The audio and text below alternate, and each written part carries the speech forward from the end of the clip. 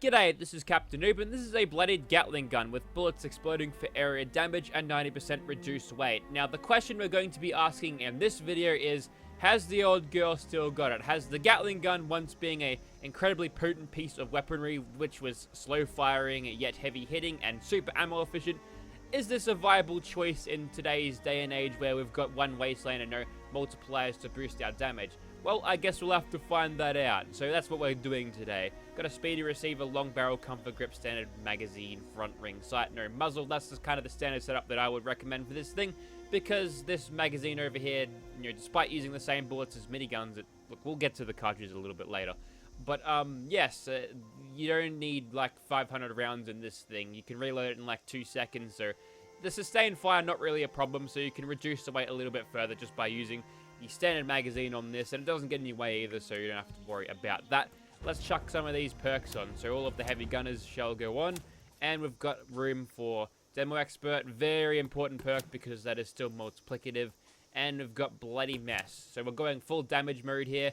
We've got Ricochet, Dodgy, and Action Girl for a little bit of dodging and reducing damage to ourselves, because we are going to be at 20% health. We'll also have the emergency protocols on the power armor kick in to reduce the damage by 50%. So we should be fairly tanky and able to, have that staying power in a fight where this thing's DPS won't kill things quite instantly anymore, but we'll have to see how we go. We're doing 199 damage now, which is a good start out of Nerd Rage, I'll give it that. Alright, we've hopped in the power armor again. We're under 20% health. You can see it right there, and with all of those extra bonuses, we're doing 369 giggity damage. Cool. Oh, what a brilliant day to be here outside of Willy Wonka's chocolate factory. And apparently the Oompa Loompas have been on the FEV at the moment, and they're looking a little bit worse for wear. That was a 2-shot kill. 3-shot for a Warlord. If we zero in on the head, we should get a 2-shot kill regardless. So we'll utilize Stabilize in a way that allows us to do that. Now, we could use VATS, but I'm going to use my AP bar specifically, I think, for just using dodging and tanking and occasionally sprinting. But if we are in combat, I'll just have to, just sort of stand here and tank it all. Because, yes, reducing that incoming damage is great. It's only really great if you aren't using VATS exclusively. So a Stealth Commander, if I ever see one of you putting Dodgy on that, I'm going to have to execute you for high treason. And we're all done here so far. We're getting 443.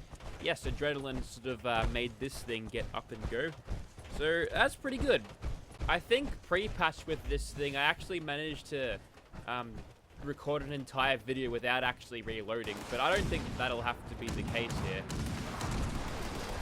Well, I don't think that can be the case here because of all of the lost damage that we're getting compared to now, or rather the damage that we don't have anymore. There you are. The fastest I've ever seen a doggo run, and he was totally sliding along there. So we're under 10% health. Now we're living this a little bit dangerously. Now we're doing 448 because we've dropped down to the 10% of Bloodied, which is a little bit too much for me. 20% is usually fine enough. Okay, so here we are inside now, and these Oompa Loompas need to go down. Also, there's a delightful irony of the Super Mutant Overlord talking about how he's the strongest when clearly and objectively he isn't. Okay, let's hold the trigger down now. Try to get as much DPS as we possibly can out of this. We'll go for these headshots because we can. Now, as you saw when I was sort of starting before, I was kind of standing still when I'm firing at stuff and just kind of letting Stabilize do its work. And I think that's a worthy option. See, Dodgy, for a very stationary playstyle, works pretty well. If you've got yourself some unyielding Sentinel armor, you could totally do this without utilizing power armor, but I do think having that extra accuracy bonus out of this is essential for something like this, because the sights suck. I mean, look at that. Granted, you do get the standard crosshair that you usually get, just with like aiming down sights with hip firing, but aiming down sights, but you still got that in the way. It is still better for the weapon if you do chuck on the the ring sight, because it actually does increase your accuracy stat, making it slightly better in the old VATS. And I can't believe we haven't opened this door yet. You can tell where these guys are because there's the Strangleheart power armor making them scream before I even round the corner, so that's good. Too bad it doesn't make them super easy to see. That'd be a little bit of cheese though, I think. Alright, who's this? Yep, just a demolisher. We cleared out the ones in there. So we're doing pretty well. We haven't missed too many shots in this. We've also got a jetpack because my power armor is technically legacy. Back when you could chuck on all of these modifications where you couldn't back on power armor, I still haven't removed them, and I'm not going to. You know, this power armor suit is awesome. That's why I'm never grinding out T60 because, you know, it will never be as good as these legacy bits that I've got. Probably could have changed the power armor and what it looks like because I've been rocking this Enclave one for the past couple of videos now, and, you know, it might get old to look at. Although we've been in first person this entire video, haven't we? Maybe. We've got 97 bullets left and we've cleared out this place, at least like half of it. There's still a bunch more in there, but that's okay. We know what this thing can do against super mutants and it works great.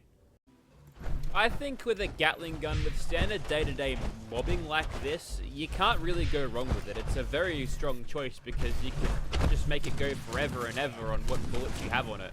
But if you take this thing into boss fights, be prepared to get abused by other players who have got stronger DPS weapons that they're using, and we're tossing all the cutlery around, which is, you know, slightly amusing.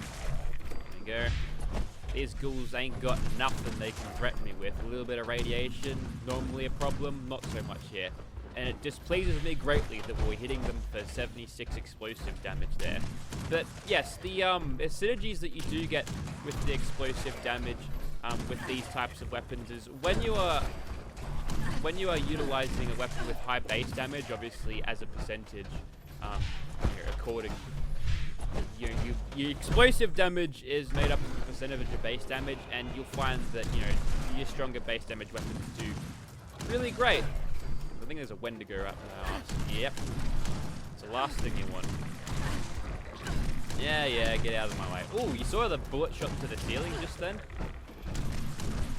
Could probably take this a little bit more seriously, because if that was one of those dudes... Hey, that's a pretty good shish kebab. If it was one of those gangrenous ones, I probably would have died. And I think that one flashed legendary for like a split second before I offed him. Yep. So yeah, if you ever see something start to flash legendary, don't shoot them because you will lose it. Oh no, no damage over time for me, please. Have some of that. Some of that purified water gets me healed. Also, a good thing about using a Gatling gun, it's got a rotary barrel on it, but you can pop stim packs like right after firing. You don't have to wait for the barrel to spin down. So that's potentially helpful. But yes, mobbing, great mobbing weapon. I didn't even take those ghouls seriously, and I still walked out of there without dying. Although I did drink some water though, but that's because damage over time. Okay, time to extend that range out a little bit, and really, we shouldn't have any problems with this at all. No problems. At all. Ha! I made that one fall halfway through the floor. That's bizarre. And well, the response for the Blood Eagles is on point today. Some good response times there. We'll deal with the doggers as they show up. But now... Oh, they showed up down there. Terrible. Bad place. Ah, there's the crazy laser guy. He goes down. If you can be accurate with this thing, and bats you can totally jack your accuracy up with, this thing's going to be very rewarding. We've got 10 more bullets. I don't think that'll be enough to take Swan, but we'll give it a shot, right? We will be sneaking and utilizing Bat's criticals if we can, just to extend our damage out a little bit further than, you know, nothing at all, but we'll have to see how we go. Iron Caution, got a crit ready to go. We'll wait till we get a little bit better accuracy, and then go for it. Alright, so far so good. No. Okay, if I didn't whiff all of those shots, I probably would have been able to take him. That's actually the first reload of this video, so we might actually get this done in less than 500 rounds, which is like an entire magazine for a minigun. So if that doesn't show you how ammo efficient this solution is, then, well, what will? Okay, this is where we're going to be stress testing this thing in terms of its potential DPS.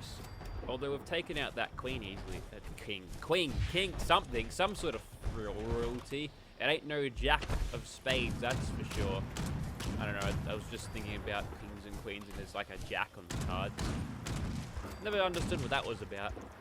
So we'll kill these crabs pretty easily. There's gonna be some Milet King over there. Okay, he's run off over there. We might use that, but... Okay, now this is where I think this thing will fall short. because we've got a lot of DPS or damage to make up here, and this thing might not have the DPS to keep it going. Or maybe it does. It probably does, mind you. I got the aiming down sights bug there. You can tell when that happens because the edges of your screens are blurred as you aren't aiming down sights and your movement speed is like nothing. Ah, it's one of those cloaking dudes. You know, I never saw them do that in Fallout 4, so it's kind of interesting to see them do it in this game. Well, how many people see that and think, oh, wow, what a bug, they go invisible. No, they're supposed to do that. Well, they have been. I think maybe I was playing on a super high level character for way too long and I never were around at the correct level to see those cloaking dudes because I would have been glowing all the time. Anyway, so the crabs go down easily. We've got 170 more bullets to fight a few scorch beasts and all of the dudes around that, so I reckon we should be alright. Alrighty, time to finish off these scorched, eh? Interestingly, speaking of scorched, the prime receiver on this is the exact same as a standard receiver, but obviously more damage versus the scorched. But it does actually get that fire rate bonus that the speedy has, and I can't remember whether I actually bothered to make the thing prime when I went for my queen test back in the day, but we still had the old damage of the multiplicative variety. So dinging them over range it's an easy enough job, but I'd much rather them land and not do that because it's just going to elongate this video to where it doesn't really need to be. We can totally hip fire this. We've got the accuracy to do that, and that's potentially advantageous because we don't know when we're going to be snuck up on by, well, I can't see now. Should have expected that one. Yes, we might get snuck up by on a bunch of red dudes, and that's not going to be helpful. As he's coming in closer, use bats a little bit. Not going to be super helpful because, you know, I'm using dodgy, so I end up getting a couple of shots out of that. They are floating nice and close now. On the move, this thing's spread really blooms, even with stabilize. Compared to what it is now, if I start moving, so definitely stop and pop this thing. You got to pretend it's like a Battlefield 3 LMG where it's got terrible movement aim penalties. Good thing the center mass on a Scorched Beast is rather large. It does make them easy to hit when they're like this, but the time to kill on this is not going to be particularly flash.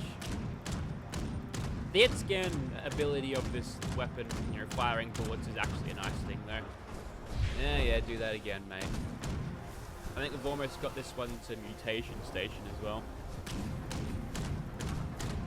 What you could do is grab a combat shotgun and just use something like Enforcer just to bring them down. That's probably the best idea here. But it gets the job done. Granted, I did end up taking ages to do it, but, you know, in situations where I'm being swarmed by the Scorched dudes, I might not have been able to do it so quickly. But, you know, opening all of my attacks towards the Scorched Beast. Hey, these blokes didn't even bother moving out. Interesting. Is that a Gutsy over there? Well, I'm going to snipe at him, for sure. Apologies, phone users who can't see what I'm shooting at. Don't worry, I can barely hit. I can barely see either. Every time I get a damage number, I'm completely blind to my target. That's okay, we're testing damage for science, so these damage numbers are a helpful indicator of what I'm doing. I think the Scorched dudes actually punched out that Gutsy because they're that powerful. Alright, nice and close now. I'm tapping on the trigger and I'm actually jamming the weapon there. I remember back in the day, a couple of patches ago, where you could fire this thing as fast as you could pull the trigger in third person, and it was so busted. It was so messed up, and it would have been absolutely terrible to go against the nuclear winter. Oh, look! Far-flung fireworks did something today. I wonder what the difference is. Because on my stealth commander, it didn't work. I think I hear something. Yep. I heard him getting melted by the Strangler hard armor, so that alerted me. We're on ultimate bullet conservation mode here. If he starts screaming at us, then we don't bother shooting him. And then he goes down. I suppose for the curious individuals in the audience, I should chase that Scorched Beast down just to see what I got. And we've used 470 bullets during this video. We might use a bit more if there's extra things. Got a few Scrognak axe. Meh. It's a bad drop. That'll be sent to the script bin. But yeah, there you go.